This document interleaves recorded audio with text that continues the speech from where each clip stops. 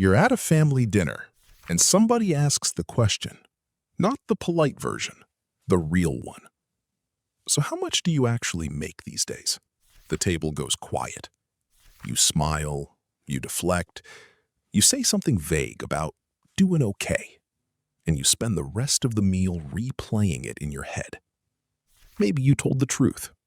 Maybe you didn't. Either way, something in your stomach tightened the second the question landed, and you noticed it happen in real time. That tightening isn't random, and it isn't rudeness on your part. That feeling is your instincts trying to protect something most people give away for free, their financial information. Today, we're going through the 10 things you should never tell people about your money, including the one most people break first, without ever realizing what it actually costs them. Here's the thing nobody tells you about money conversations. They're never really about the number. When you reveal your salary, your savings, or your debt, you're not just sharing data, you're handing someone a measuring stick, and they will use it, whether they mean to or not. Researchers studying social comparison and spending behavior have found that people who learn a peer earns more than they do report higher financial anxiety and, more importantly, higher spending in the weeks that follow. Not because they need to spend more, because they feel behind. That's the real cost of financial oversharing. It doesn't just affect you, it reshapes the behavior of everyone you tell. Your cousin who finds out about your raise might quietly resent it. Your friend who hears about your savings might start asking you for loans. Your coworker who learns your salary might treat you differently at work, whether you got a fair deal or not. None of this requires malice. It only requires information. And once that information is out, you can't control what happens to it. It travels. It gets repeated at dinners you weren't invited to. It gets compared, judged, and quietly weaponized in ways you never intended. We're taught that secrecy is shameful and openness is healthy. With money, that rule quietly stops applying, and almost nobody tells you when. Think about the last time someone's financial honesty actually made your week better. Now think about how many times it made you feel slightly worse about your own choices, your own pace, your own number. That gap is the entire problem, and it's bigger than most people realize until they start paying attention to it. It shows up in small ways, long before it shows up in big ones, like a slightly tense laugh, a sudden change of subject, or a friend who gets quieter after you mention your bonus. So here's the core thesis, the one this entire channel is built around. Silence isn't dishonesty. Silence is leverage. Every dollar figure you keep private is a piece of information someone else can't use against you, whether in a negotiation, in a friendship, in a family dynamic, or in a business deal. The wealthiest people you'll ever meet rarely talk about their money in specific terms. They talk about ideas, decisions, strategies, never the actual numbers. That's not an accident. That's a discipline, practiced quietly over years until it becomes second nature. The same way a poker player learns to control their face. Meanwhile, the people who overshare the most are often the ones with the least financial cushion, using the appearance of information as a kind of social currency, a way to seem ahead when they privately feel behind. They're not lying about the number. They're just choosing the one number that makes the story look better. The list we're about to go through isn't about being cold or secretive with people you trust. It's about understanding that some numbers, once spoken, can never be taken back, and what they quietly cost you the moment they leave the room. We'll come back to that dinner table later, because by the end of this list, that question is going to sound completely different to you. So why do we keep breaking this rule, even when we know better? Psychologists point to a few forces working against you at once, and most of them operate below conscious awareness. The first is seeking validation. When you share a number, like a salary, a savings total, or a recent win, you're not really sharing information. You're fishing for a reaction. You want someone to say, wow, or good for you. And that hit of social approval feels good enough to override your better judgment in the moment it matters most. The second force is guilt. If a friend is struggling financially and you're not, staying vague can feel like you're hiding something shameful, so you overcorrect by being painfully specific, just to prove you're not stuck up or distant. It backfires almost every time. The third force is what behavioral economists call transparency culture, the modern assumption that openness is always the moral high ground, that anyone who keeps financial details private must be hiding something sinister. This idea has quietly convinced an entire generation that privacy equals guilt. It doesn't. Privacy equals strategy. The fourth force, and maybe the sneakiest one, is reciprocity pressure. Someone tells you their number first, and suddenly you feel socially obligated to match their vulnerability with your own. Silence would be an insult.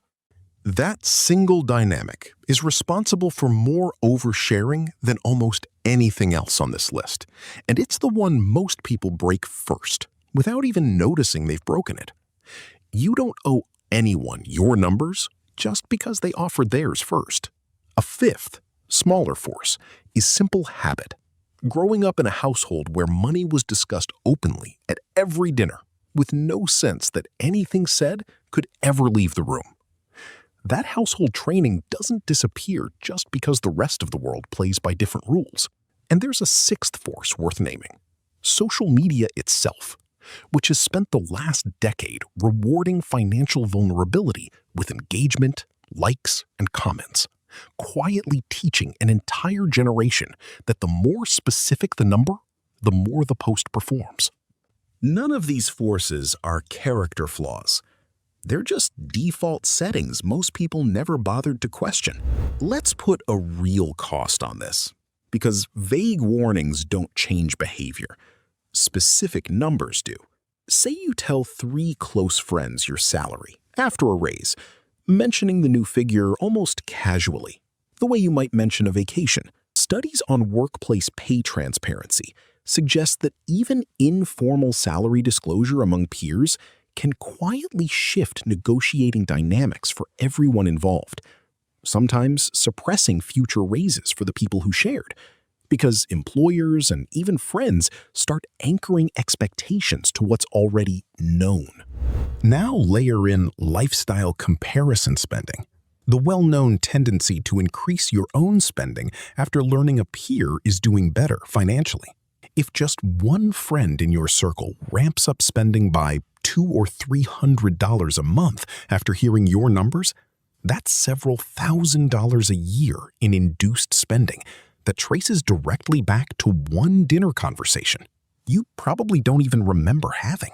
And it's not just spending. Disclosed savings figures change how family members treat you during emergencies. Suddenly, you're the rich one who's expected to cover the shortfall, regardless of what that number was actually earmarked for, regardless of your own goals for it.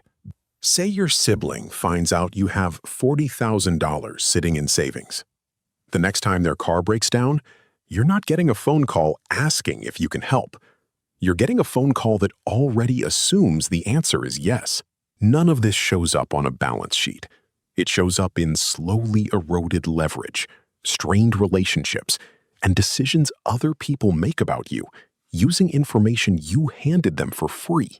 Run the math forward 5 years, and the friend who knows your exact number has effectively been negotiating against you the entire time without ever sitting across a table from you. Multiply that by every person you've ever told, and the real cost of just being honest starts to look a lot bigger than a single awkward dinner conversation. So let's walk through several of the 10 things, the ones that cause the most damage when they slip out in casual conversation. Your exact salary. The moment a coworker or family member has the real number, every future conversation about money runs through that filter, whether you notice it or not. Your total savings.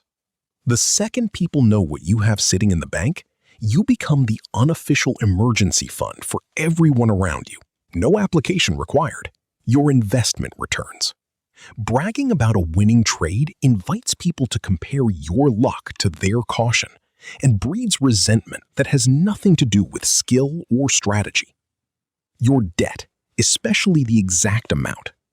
Revealing it shifts how people negotiate with you, lend to you, or judge your decisions, often unfairly and often permanently. Your net worth.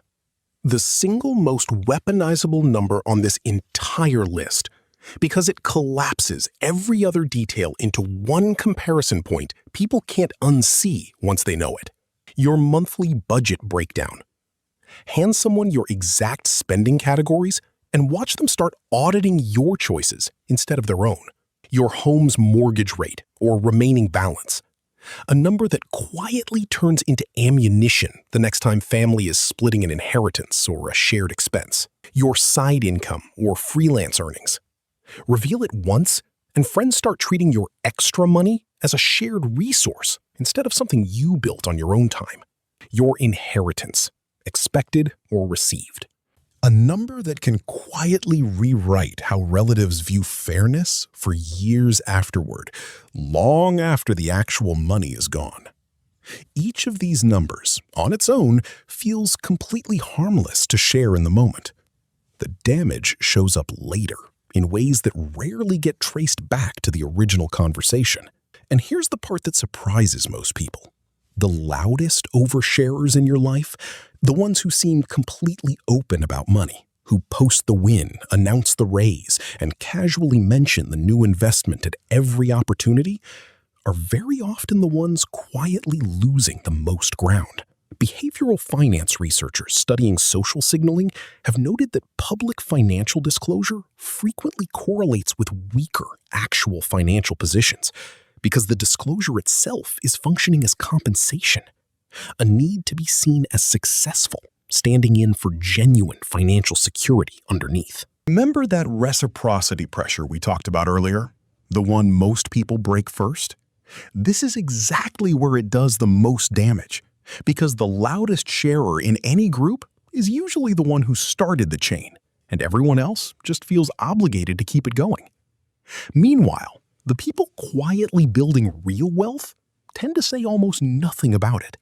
They let their lifestyle stay flat while their net worth climbs in the background, completely invisible to everyone around them, sometimes for decades. The quiet ones aren't hiding because they're ashamed.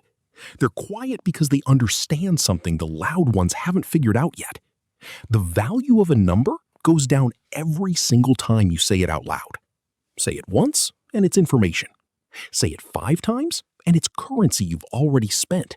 The wealthy neighbor who never talks about money isn't being cold. They figured this out years before you did. They learned, probably the hard way, that every number they shared came back around as either resentment or expectation, and they simply stopped paying that tax. Here's the part that should genuinely concern you. This isn't a single mistake you make and recover from. It's a slow leak. Every time you disclose a number you didn't need to, you're not just giving away information. You're training the people around you to expect that level of access from you permanently. Once someone knows your salary, they'll expect to know your next salary and ask without hesitation the next time it comes up, often in front of other people, which makes it even harder to dodge. Once a friend knows you helped cover a bill, they'll assume you can do it again and plan around that assumption without telling you, treating your generosity as a standing arrangement instead of a single favor. The behavioral pattern compounds quietly in the background, the same way debt or interest does, until one day you realize you have almost no financial privacy left in your own life, and you can't remember exactly when that happened or who you told first. It rarely starts with one big confession. It starts with a dozen small ones, like a comment here or a number dropped casually there, each one feeling harmless in isolation, each one adding a permanent line item to what people expect from you. The warning here isn't paranoia, it's pattern recognition. The habit of oversharing rarely announces itself as a problem until the leverage is already gone. And by then, walking it back looks suspicious instead of strategic. People notice when you suddenly stop sharing. They rarely notice when you started. And the people most likely to exploit this pattern are almost never strangers. They're the family members and close friends who already know exactly which numbers to ask for and exactly how to make it feel rude to say no. The closer the relationship, the harder the question is to dodge, and the more expensive the silence becomes if you don't learn to hold it. Most people only learn to hold it after the leverage is already gone. This list exists so you don't have to learn it that way. So let's go back to that dinner table. The question lands. How much do you actually make these days? This time, you understand exactly what's happening underneath the small talk. That question isn't really about curiosity. It's a request for leverage, dressed up as casual interest. You don't owe a number to satisfy someone else's comparison, someone else's guilt, or someone else's reciprocity pressure. Staying vague isn't dishonest. It's strategic. Privacy with your finances isn't secrecy. It's one of the only forms of leverage you get to keep entirely for yourself in a world that constantly pressures you to give it away for free. If this changed how you'll answer that question next time, subscribe, because we cover one hidden rule like this every single week. The ones nobody ever taught you until now.